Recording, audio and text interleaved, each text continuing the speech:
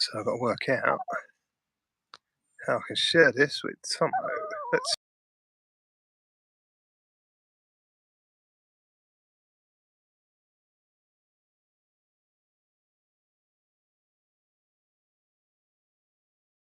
Tomo.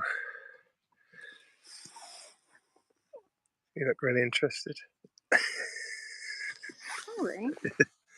What's this to do with martial arts? This is YouTube, yeah. So it's your Mizna fan club. So don't. Whoa! Gee, energy. Let's see if he's seen it.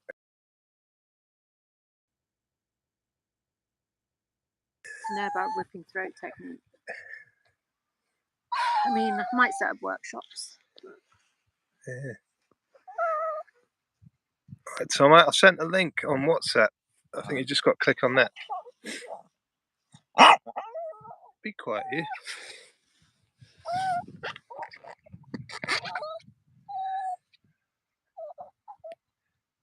Hey, there we go. He's coming. Shh. I've currently got. Hey, all right. There we go. Wow. Finally made it happen. Hey, I was a bit slow with the WhatsApp thing. It was like, oh, live. Oh, chat. That's where I usually go when stuff is live. Is chat. Big brain. How's it going? Yeah, doing great. It's a bit of a heat wave here in Dubrovnik, and then we almost had a huge storm, which brought in the humidity. So it's not the best when it comes to sweat, but feeling good. Well, sweat would be good at the moment. Over here, it's mostly rain. Yeah, that's my accommodation at the moment. It looks awesome. Like the background, I can imagine, like camping is awesome. Oh, it's been really, really nice. And the one good thing about not it being rubbish weather is nobody else is here. Well, if you ever come to Dubrovnik, especially during the season, you'll appreciate stuff like that where you are right now very much. Does it get quite wet? Does it? Oh, it's so many people, and it gets so hot. It's like it's almost impossible to just walk through the streets sometimes. So no people around. That's not a bad thing. Yeah, yeah, we'll take that, won't we? Yeah. So, you've been training much? You got any more competitions coming up? So what's 100% that we know that we're gonna go is European Jiu-Jitsu competition, like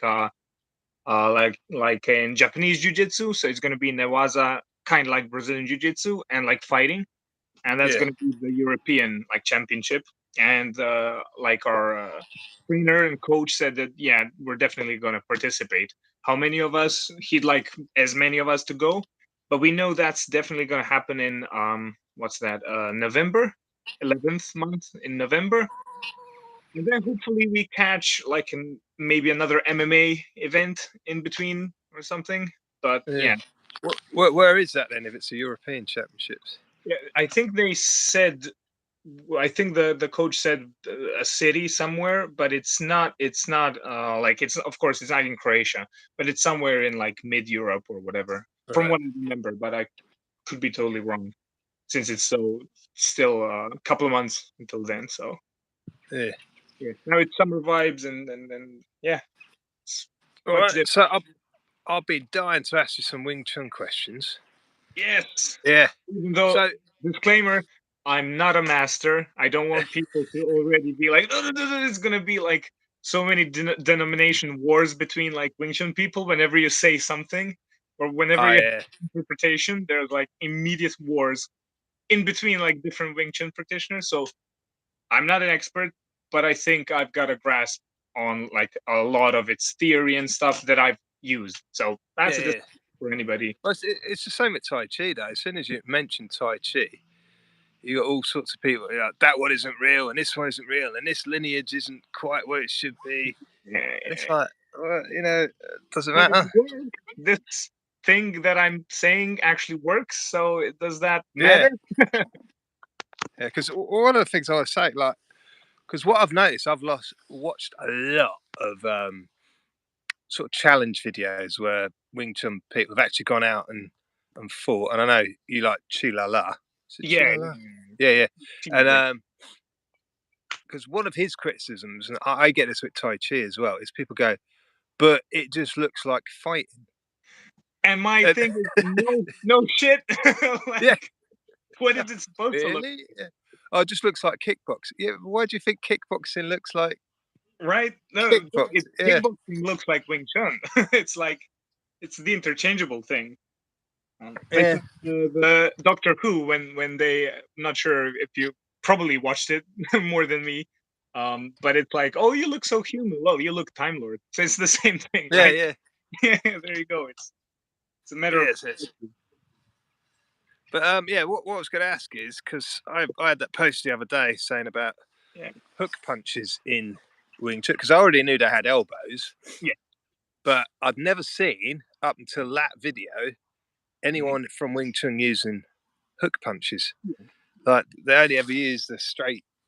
Yes, because so here's my understanding, and this is sort of a like amalgamation of everything I've took in over the years from like in person talking to masters and then just online and research and this and that, and it seems that the whole point of like Wing Chun theory isn't about like trapping and then like having like a fighting, like a match like boxing or kickboxing. It's more zoomed in into like the theory of, it's like an it's a buzzword that a lot of people don't like, but it's a conceptual thing. Like whenever you say conceptual, it's like, oh, you're just using that word because it doesn't work, so you're saying it's concept. No, but what I mean there, it's like you compare Brazilian Jiu-Jitsu and wrestling, it's both grappling, but conceptually they're different. Like Brazilian Jiu-Jitsu, you will pull guard because you're being more defensive and you want to like sweep or submit, and then wrestling is offensive, you want to take them down and this and that, but they overlap, they share, it's the same thing embodied works. And from what I understand of Wing Chun theory, it's all about the chain punch. It's all about the strike that ends the fight. And so all the trapping and all the things that you see in the forums, like the bong sao and the tan sao and all of that, it's just there to clear the path to keep this going. So there are like shapes in the forums that you can translate into a hook. All you have to do is this, you do this in the forum and you just hold the fist. That's a hook. But the actual theory itself, from what I understand, pertains to like the when you're really close and when you're finishing the fight. And that's why it's like the whole idea is to like pressure forward, clear path, and destroy. So that's why you don't see hooks being implemented, even though they are there. So they're sort of like, I don't know. Yeah, you can jump in. I'm rambling. I was just going to say, like, the trouble with that is, for me, like, and when I see these, you got two problems. Like chain punches, I think are great for pressuring and to get into that close range trapping range. Yes. But chain punches are rubbish at finishing a fight. Yes, and that's why where I think the elbow comes in, the hook comes in as like you do the series and then you go with an elbow. But you never see like you finishing blows. Yeah, exactly. Yeah. And that's the trouble. What I see is good Wing Chun people are great at pushing people, pressuring them, but then they give a lot of chain. And the other problem is a chain punch, you're only going to get 1-2 goes at it maximum before someone goes, hang on, if I just step to the side and hook, or even stand still and hook, I'm going to catch you because you're just coming straight at me with the same. Exactly, and all you do is this. And that's why, well, this is sort of my own personal hot take that could be totally wrong, but where I think I mentioned in one of the comments and on talk to somebody, Wing Chun like expert in my comment section, is that I truly believe, and from my experience, that all of that really snaps to place when you're in a closed space, like a very small environment, like a bathroom, where there isn't enough room to move. Then if you blast somebody and control them with the plum clinch and then go with the elbows and all of the theory, that's where it makes way more sense. But when you're in a ring and you have room to move, then it doesn't make sense for you to just run with like chain punches, somebody just slips, catches you, and you're done. But I still think, like, I don't think you need to be in an enclosed space. I think you just have to pressure the person. Yeah.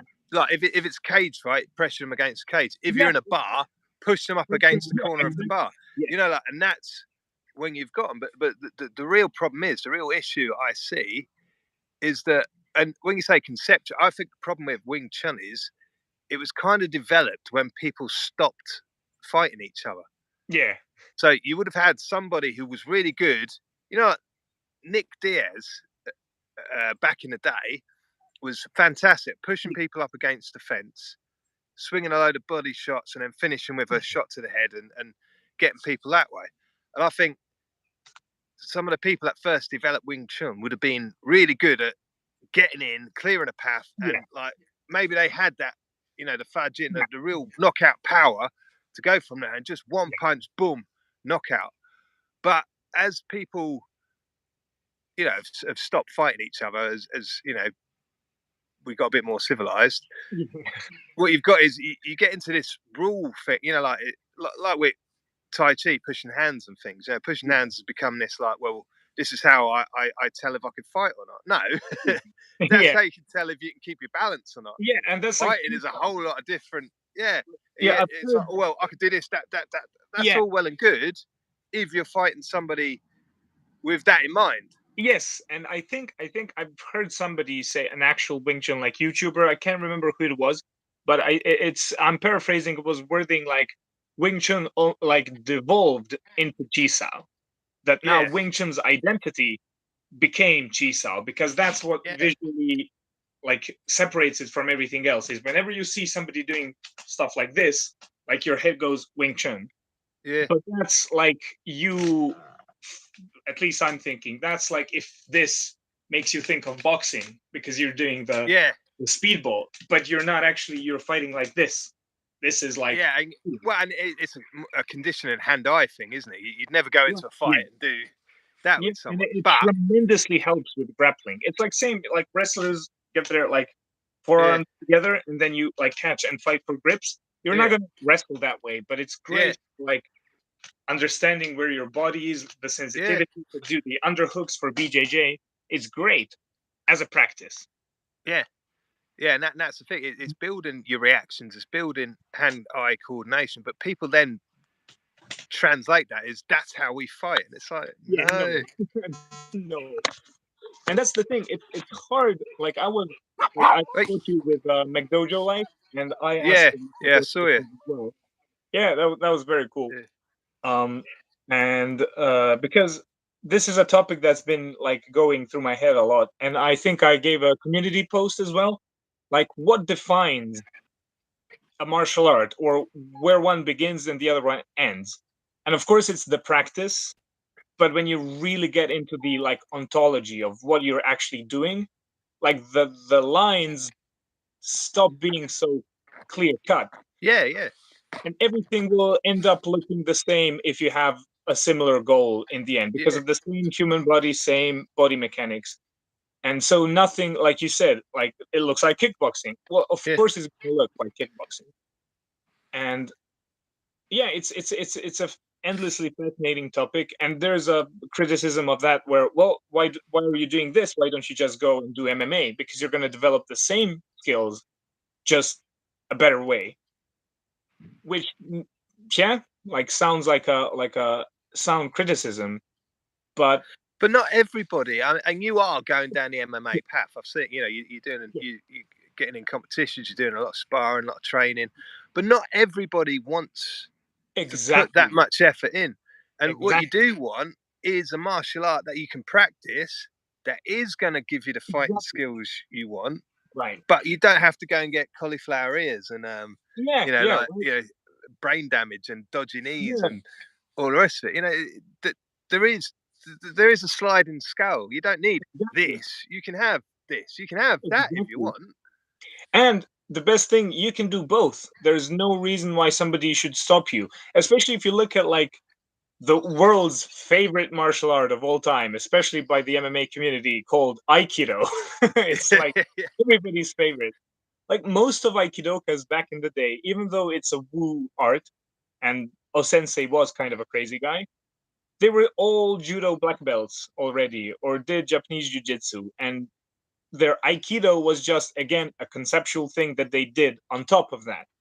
And most of them didn't want to fight, especially the like Yoeshiba, the guy that made Aikido. He's been through wars and shit. Like, Yeah. what's he gonna do? Like, oh, create a new martial art and show, look at me, I'm a badass, now I can do this. No, it was like there are many different directions where you can go as a martial artist. You don't have to be like an MMA pro fighter. Right, I'm gonna hop off. I'm gonna hop back on in a minute. Right? Okay. Yeah. All right. Yeah. All right. I'll come back.